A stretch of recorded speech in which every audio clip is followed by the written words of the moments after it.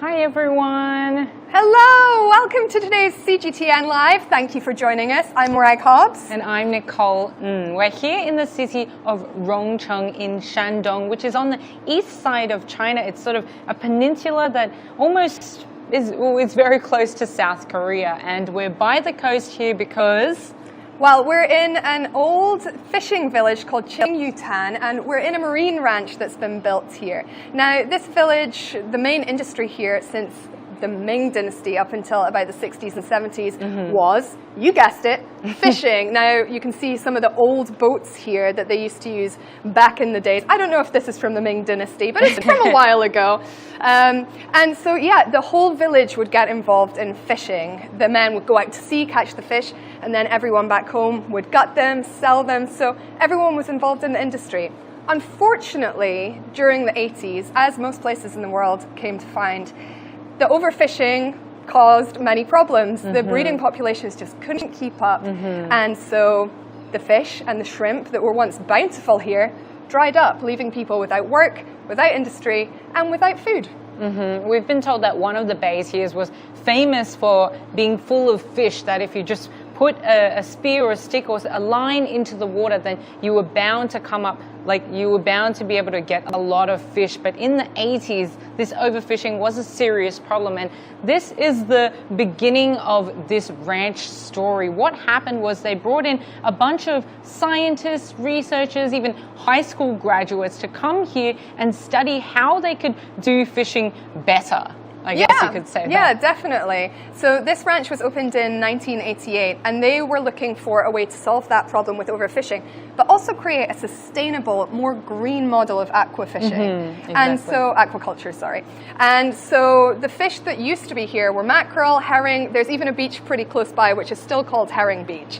But now they don't so much breed fish, but they focus on shellfish and kelp, which are hugely popular here in China. Exactly. They are, some of these shellfish are delicacies, and we're going to look in a sec at the varieties of shellfish and seagrasses that they breed here, as well as how exactly they do that, because this has been, I guess, identified as a good practice example in terms of sustainability of aquaculture. So we'll get to that in a bit. We'll also be speaking to the manager of this sea ranch. But first, let's bring our attention over here to these tanks that they have for people to be able to interact with these shellfish, these creatures, and see just how they grow. And some of them are quite quirky. Some of them are a bit quirky. Now, the ranch produces loads of different varieties of shellfish and kelp and things. I think every year they produce something like 300,000 tons of kelp,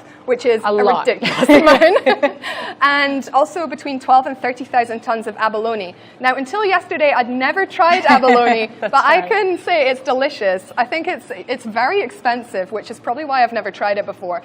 But we got to taste it. Yes. What did you think of it? I thought it's good. It's a bit chewy. I've had it before because my family is Chinese and it is a delicacy here, but in many other parts of the world people don't really know what it is. We can find out just how they look and how they are grown here. Do you want to see an abalone? I think you do. I had no idea what they looked like before, actually. So if you do know anything about abalone, you can let us know in the comments. Now, it's not this.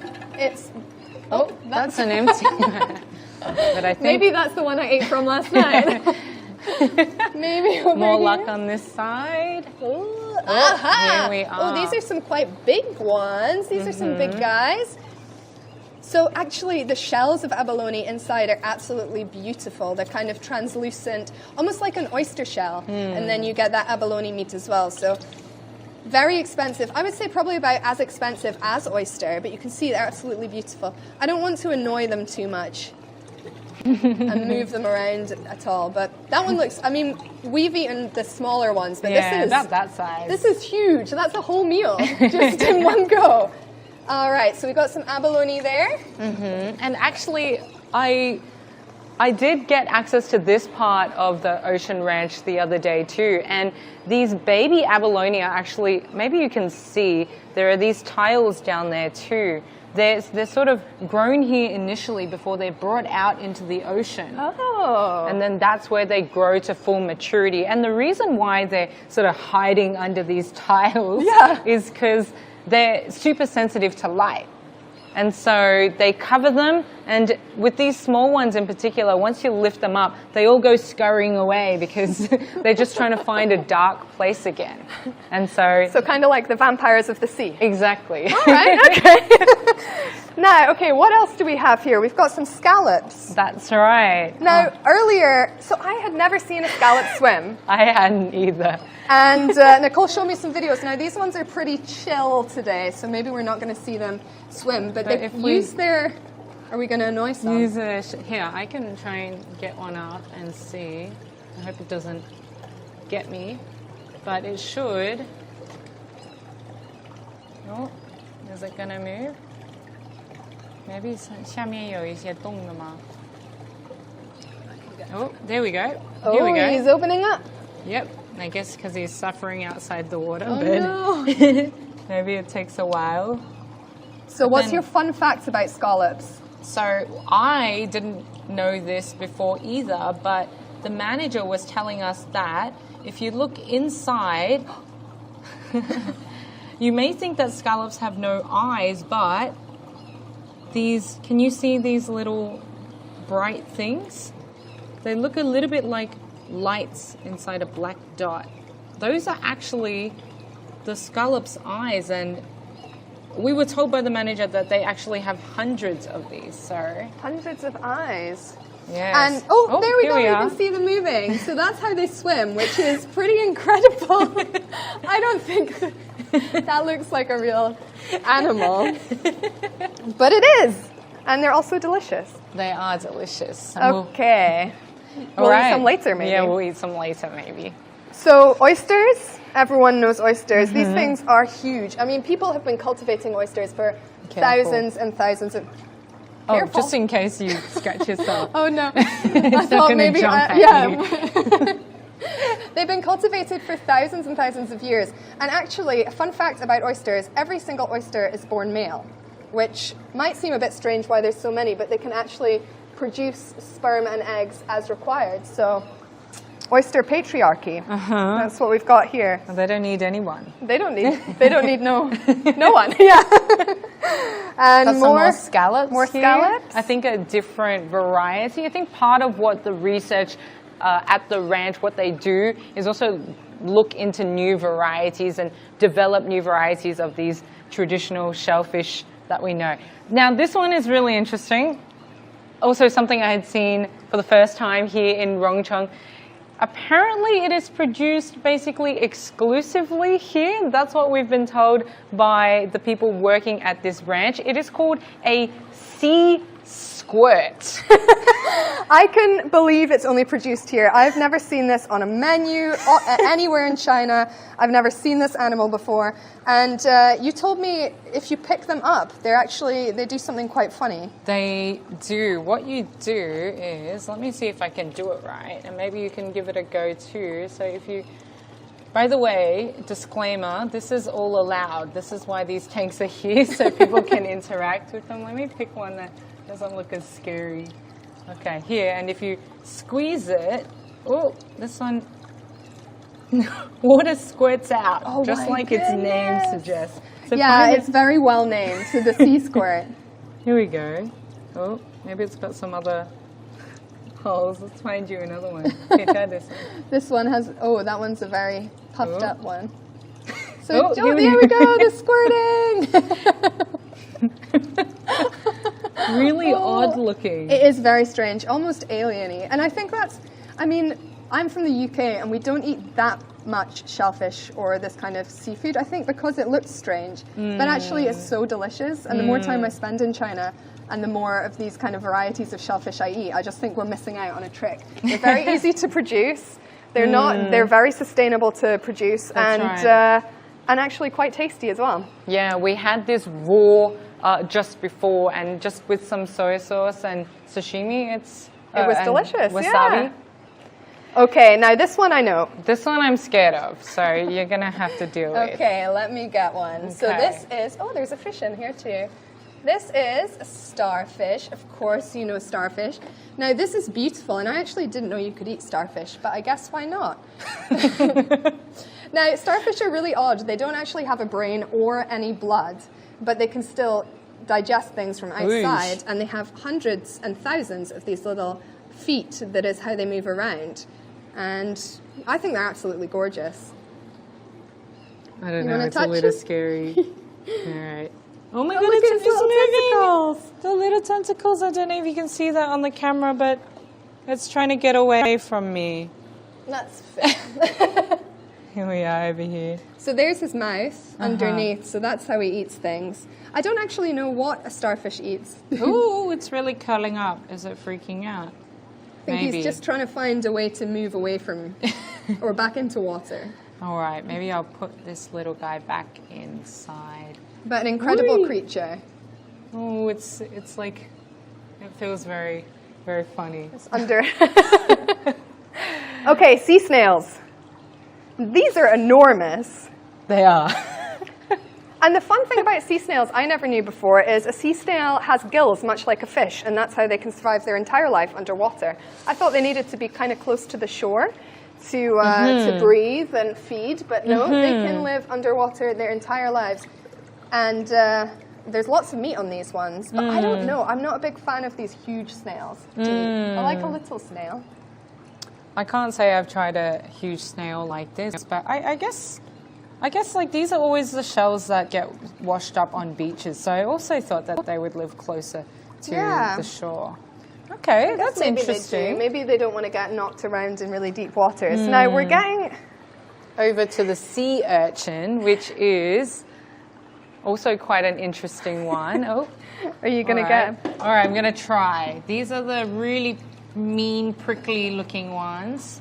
And this one, but totally harmless. Totally harmless. Oh, he's in the middle of, eating a bit of seagrass there. And if I bring this up to the camera, you can see that these spikes,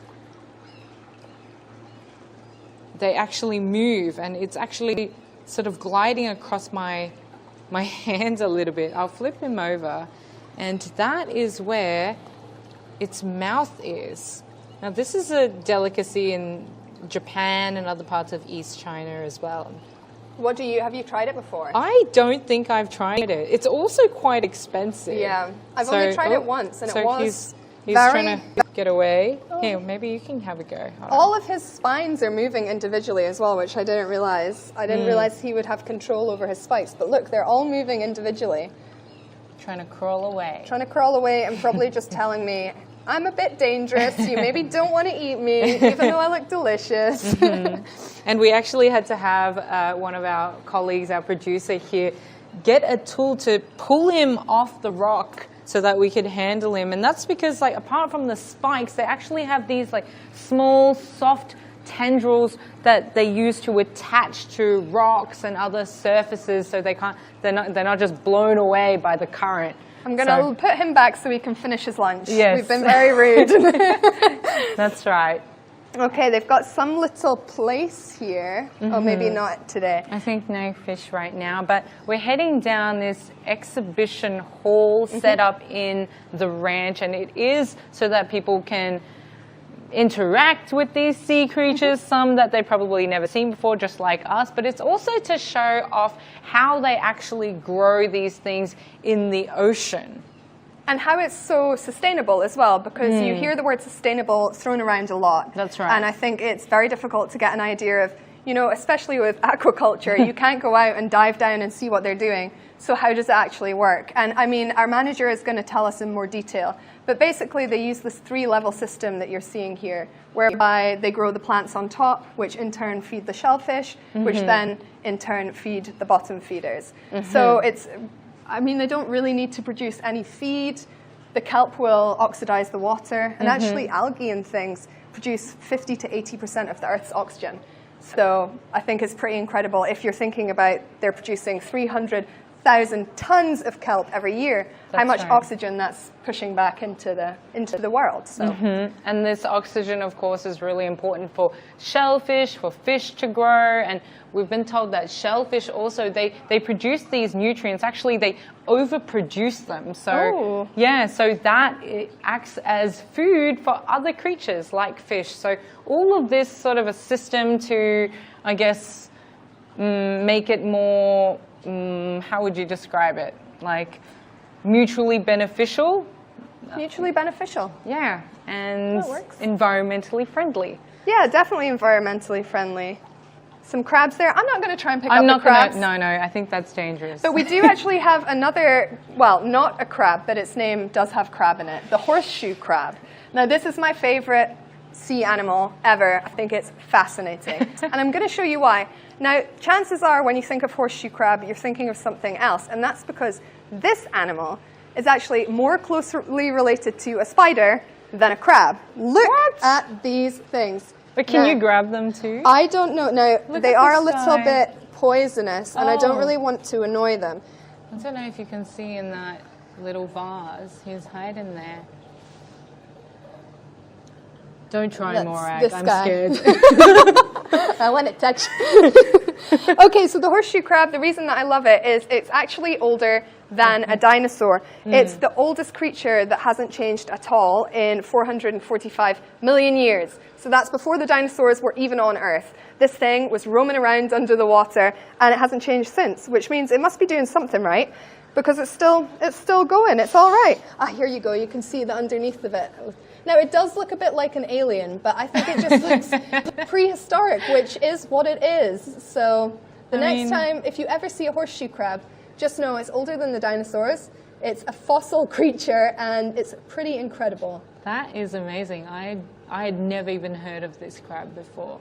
I guess looking scary is like a good deterrent to being eaten or touched. You know, down on the south coast of China, they wash up on the beach all the time, and kids go around and play with them. And this is the first encounter I ever had with them, and I really thought it was an alien. Wow. And then I researched it and found out it was a horseshoe crab. But yeah, I mean, back in the UK, we definitely don't have these. They're definitely just down on the south coast of China and here. But I'm not sure if you can eat them. Maybe they're just here for show. But so they're poisonous, but children can still play with them? I think the tails, the barbed tails, are poisonous. I don't know if the children should have been playing with them. Maybe and stay for away. any kids watching, don't go and play with things you find on the beach. It's probably for the best. All right, and we're outside. So now we're going to have a little look from above what the marine ranch looks like. Now we've seen what they produce, we can get a better idea of the lands they're using and how they're doing it. Great, and we actually have asked the manager of the Sea Ranch, Bien manager, to come and talk to us a little bit about this model, this tiered system that they've set up that Morag mentioned before.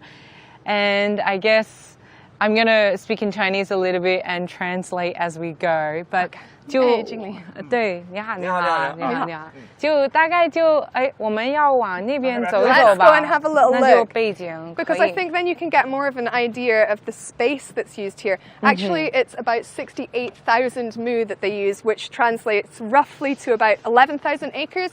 So it's an enormous space that they're using. You can get a bit of an idea just by looking out here. It's a really incredible feat. All these colorful buoys out there gives you, a bit of a glance at how big it is. But we'll get on the water later too, so we can get a bit of a closer look. So, 你站这儿吧，就我们刚在里面看到一些就用在水里面养殖的，可以简单的介绍一下，就那个721啊，那个模式是什么？好的。I'm asking that we saw some of the instruments that they use to grow some of these creatures, and then also we were talking before about this layered setup of farming, of sea ranching, and I'm asking him to give us a little introduction about what that is. 是这样，我们现在看到的呢，就是我们的整个的艾伦湾的这片海湾。在这片海湾呢，我们一个养殖的最大的特色，就是我们的生态立体养殖模式。那么这个模式相对于传统的模式来讲，我们有很大的差别。因为以前我们传统上作为海上养殖的时候，往往是就我有一块海，那么我种什么养什么，养多少量。这个是取决于什么？以前是取决于经济导向，对吧？那我挣什么，养什么挣钱，我经济效益好，那我就养什么，能养多大的量我们就养多大的量。但是呢，在这种模式下，往往对我们的这个所在的海域的生态环境会造成一定的压力。OK， 哎，稍等，我先翻译一下。咱们一起来。一开始是说。Okay, so he's saying that compared to the traditional farming methods, what makes this special is back in the day you would have your piece of the ocean and you would farm there what made sense for you in terms of how much money you would make. So you would farm based on the price of a particular seafood, as well as the amounts that you would farm would be based on that too. So what's different about this ranch is they have a more holistic approach to this. 那么为了针对这种情况呢，我们是从上世纪的80年代开始，就开始研究我们的这个生态的养殖模式，就是可持续性发展的这种模式。那么最开始呢，我们是第一个版本，就是我之前说的是721的养殖模式。对，其实比较好理解啊。7指的呢，就是在我们整个海区里面，我们用70%的海区来发展藻类养殖，像海带啊、龙须菜啊这些品种。然后呢，2呢是指在这20%的海区里面，我们来发展这种滤食性的贝类养殖，像扇贝啊、牡蛎啊，包括等等这些双壳贝类。那么1呢，是我们用不超过10%的海域，可以发展一部分的那种网箱养鱼的这种养殖模式。好。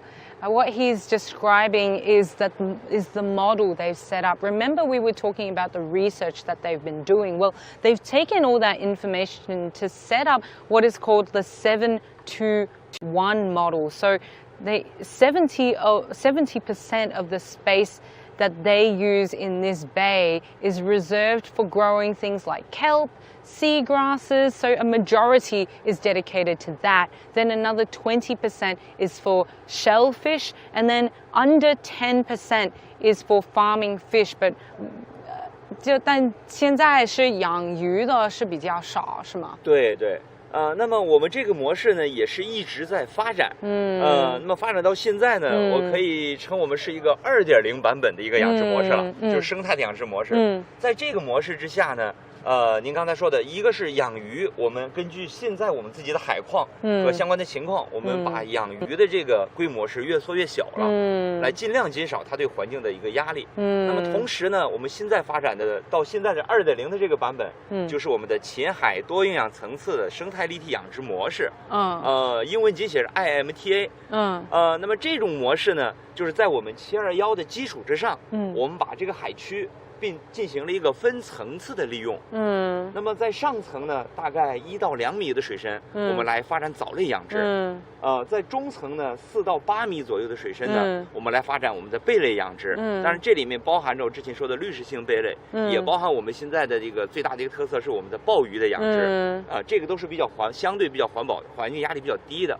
那么在底层呢，我们是为了恢复海底的生物多样性，那么我们进行了人工鱼礁的投放，进行了一些海藻床的修复，那么同时呢，结合着我们的一些增殖放流，就是来恢复、来增加这个底层的这个生物的种类。Okay, 好，我先翻译一下。Okay, so I'll start from the last part of what he was saying because I already forgot some of the early parts. But what he's saying is they've created this model, the 7-2-1 model. So we were saying the seagrasses make up 70%. So those are grown at like 1 to 1米到1米到3米。3米. So the first 3 meters closest to the surface is where the sea grasses and kelp are grown, and then the 4th to the 8th, and it's about 10 meters deep, this bay. So meters 4 to 8 are for growing shellfish, and abalone is one of the things that they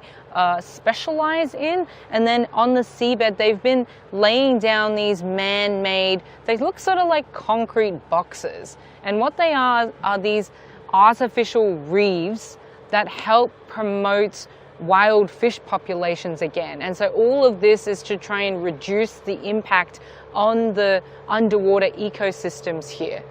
大概就对好 So I think, yeah, and there are also, apart from producing shellfish, producing kelp, and all this research, they've also brought in another element, and that is tourism, right? That's right. So I want to kind of get an idea of how many tourists are coming here every year and see what they can do. So maybe we can ask, how many tourists come every year? 就每年有多少，就多几个游客会来参观这里的。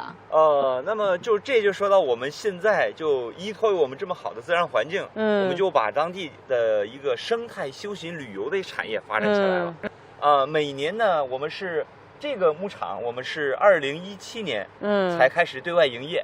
So the tourism aspect began in 2017, and so they've been making use of the beautiful environment to create this ecotourism. 还有对，继续吧。那么这几年呢，因为作为海洋牧场的这种模式，休闲的模式，是在我们现在沿海的涉海旅游里面是一个比较新的业态。那么也非常受广大游客的欢迎。我们现在综合的这个每年的游客流量目前已经能够达到将近10万人次以上。Okay, so he's saying that it's still in the early stages. The tourism part of the ranch has only been going for 5 years now, roughly, but they get around 100,000 people visiting every year. That's really, really amazing. Yeah, 挺好的。所以我是顾客人，我可以做什么？可以体验我们的海洋牧场不同的感觉。像我之前咱们看了我们的陆地的，对吧？我们相关的一些这个科普啊、海洋知识啊，包括一些海洋生物的互动。那么一会儿呢，到我们的海上平台去。哇哦！到那上面呢，我们还有很多的体验类的项目，可以自己来亲手动手采摘我们海里面的一些贝类，可以逗河豚，然后也可以垂钓啊，有很多丰富的一些节目。可以在我们的平台上面去做更深一度的体验。That sounds great. It does sound great. I'll translate quickly. Yeah. Across over there on the water, you might be able to see there's a platform, and so he's saying that they've set up these experiences that tourists can try out over there, and we'll be heading out there on the boat over the water across to the platform, so you can take a look at them in more detail. Why don't we head down to the harbour now? Okay, 我们一起下去码头那边吧。好。So you can tell this has been set up for tourists, I think, because, a normal place that's only producing things to sell will not have an elevator and a restaurant and, these beautiful tourist boats. So it has been set up, even though it's in its infancy, it has been set up to accommodate lots of people. And actually this morning we saw lots of school children come down for field trips. So they get an idea of how these animals and plants are grown and what they can do to help their natural environment, and also get to taste them as well, which is, why not? This place I think it's excellent for children. I can understand why families and school groups would come here. I mean, not only is it like a good educational activity, but yeah, you get to interact with a lot of strange creatures. It actually reminds me of going to the aquarium when I was younger. That's right. And getting to touch all the, the stingrays, and I don't know what else there was in those tanks, but definitely no squirts. Definitely no squirt fishes. That's right.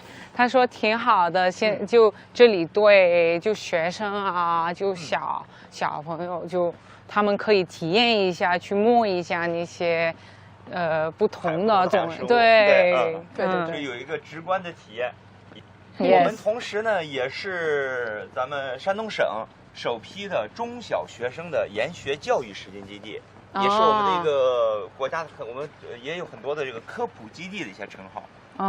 So they do get students in primary and secondary school coming here from all over Shandong. It's part of their studies, I guess. Oh, wow.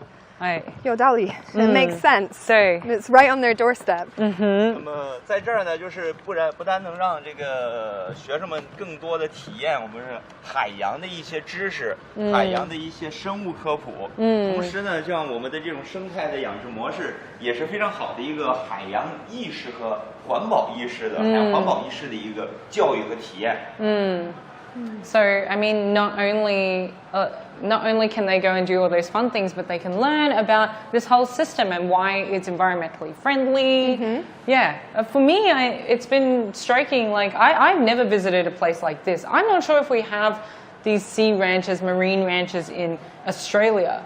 I don't think, definitely not in the UK, we don't have any kind of aquaculture that is completely sustainable to this level. You know, small scale production, yes, for sure. But on this level, to see something that does actually do what it says, I think it is striking. Get on this side. Let's see if our connection holds. Yes, Stay with us, bear with us. We're going to head out onto the water, and we've tested it, but you never know. It is quite windy in these parts, and the signal is a bit choppy sometimes. But I meant to say too, like, I guess it's made me think about like how sustainable the fish and the seafood I eat is. For example, like Kelbu was saying, it produces so much like oxygen, and it actually captures CO2. So we're just walking in past some, they look like students, but they could be tourists. And so it's actually quite an environmentally friendly kind of food. Like we don't eat it much in Australia, but here in China you can find it on a lot of the dining tables here in Shandong, and I think that's great. I also think it's great. I mean, why not produce something that will feed people, it brings in income, but also it's kind of giving back to the environment from which it's being farmed on. Exactly. I think win-win. Okay, we need some life jackets. 救生衣是要穿一下的， So we 海上 have 的安全考虑。 we have to wear these for safety. We're going to look the best we've ever looked. Great. Oh, we've even got a Very whistle stylish. just in case anything goes wrong. Oh, 哎，可以， something 可以。 went wrong. Oh, are you right there? I'm great. I'm ready. I'm safe. You look good in red, Morag. Thank you. You look great in neon and yellow. And the boat's here, so we can jump straight on and go over to those platforms. Now, actually, I can see around some of these older style fishing boats here still. I do wonder if they're still being used or if they're just here for decoration. These ones just here. Yeah.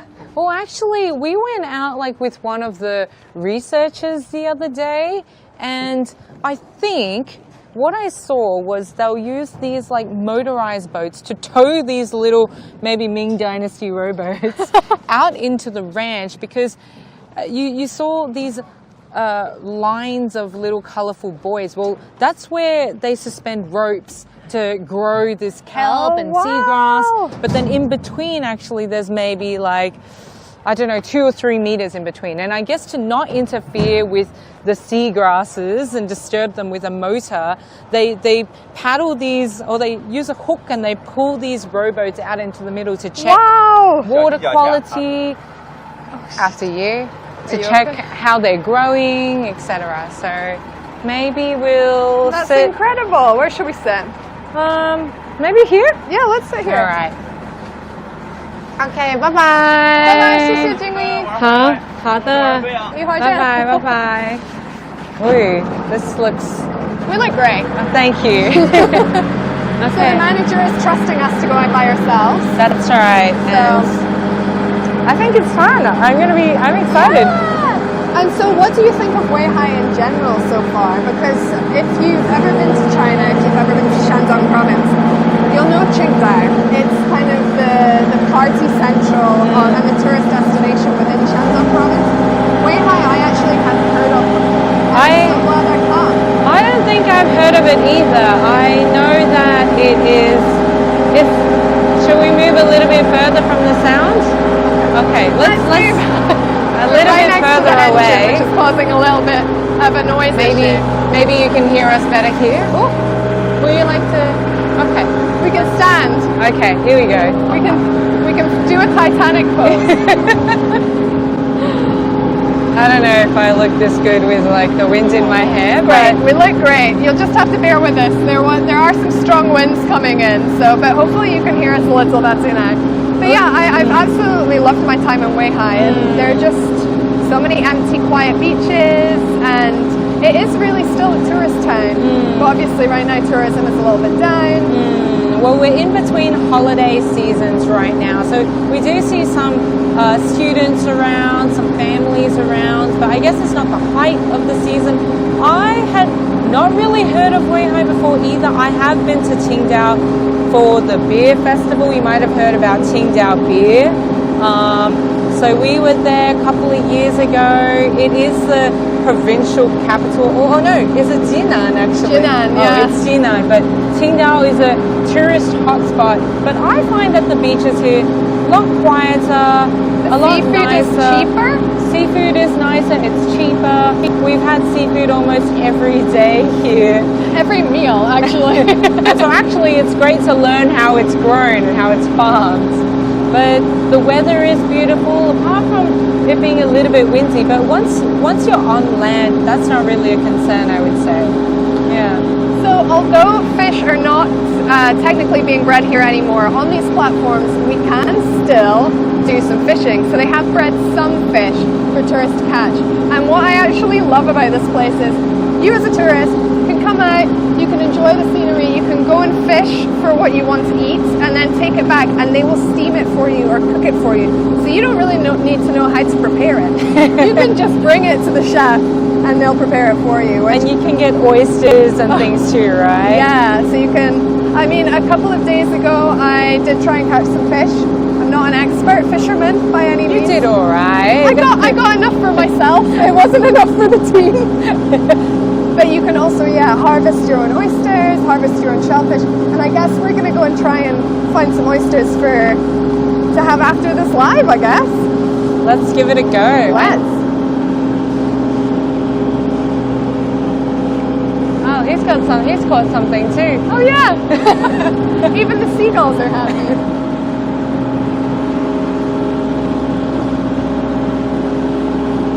So we're almost arriving at the platforms. It's really not far away at all, and you can see these platforms are in front of the actual farming land. So we're not getting too involved.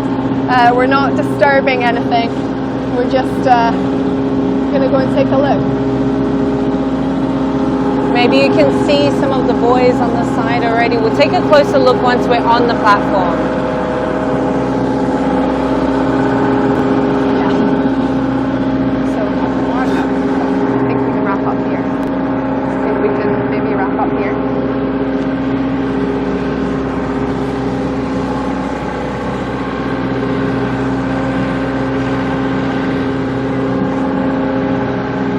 So we're just approaching now.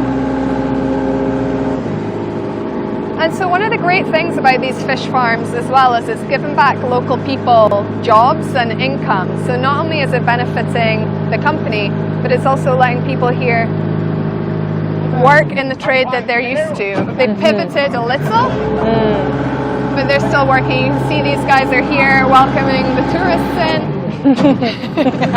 Ready to help out. I think we're going to need some of their help to catch our oysters.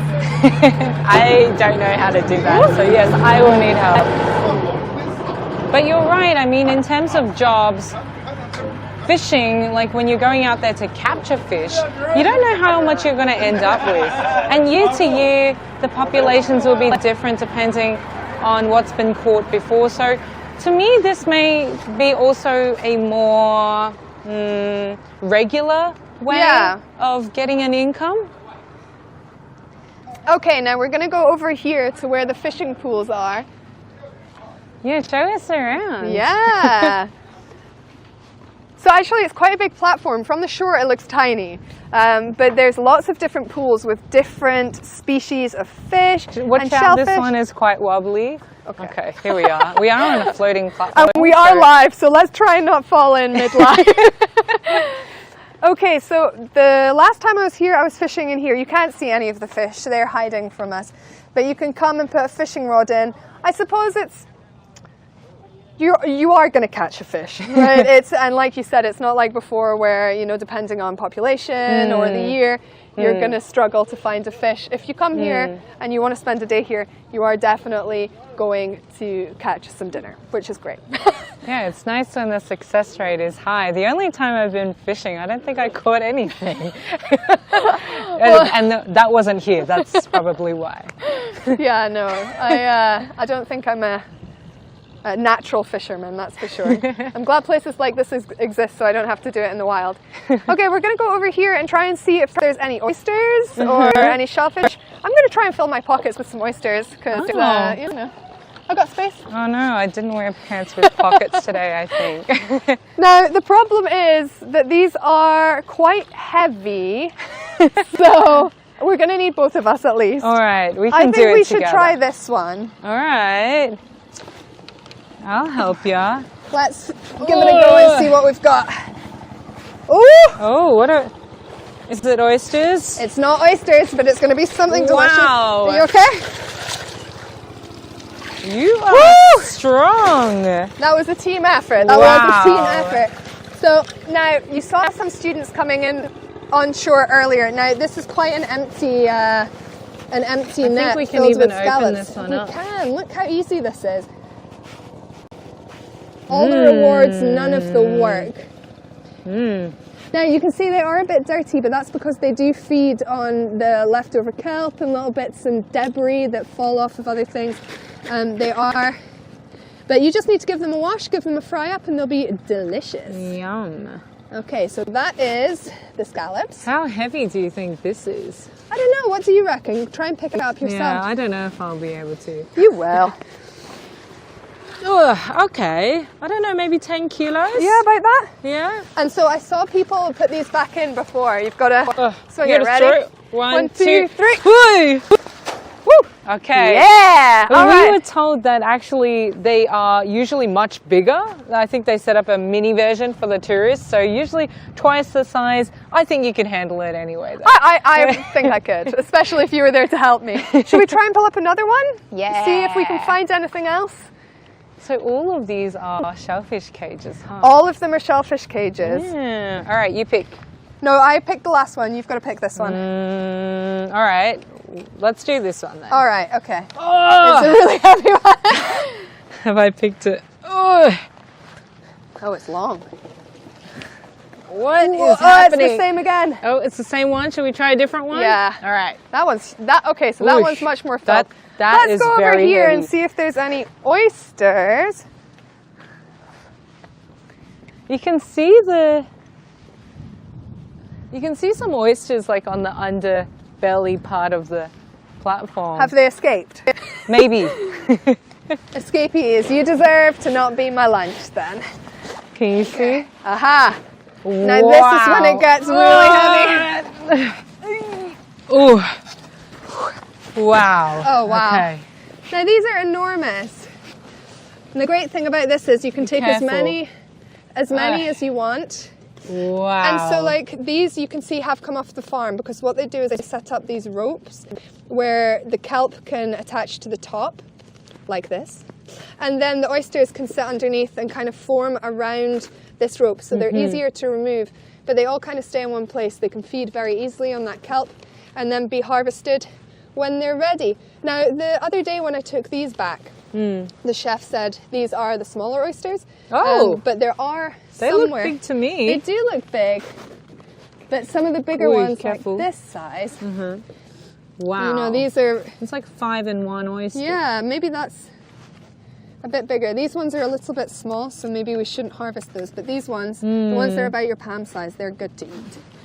And you'll get a nice juicy bite. There's nothing worse than opening up an oyster and only having a tiny little scrap inside. And you want to let those grow a little bit more. So put those back All in. right, I will. Let them grow. Alrighty. Bye, oysters. Okay, bye-bye. Do we have to swing him in again? Yeah, I don't do you know wanna if, do I this don't know one? if I can do this. You do it. All right, we'll do it together. Okay. 1, 2, ah!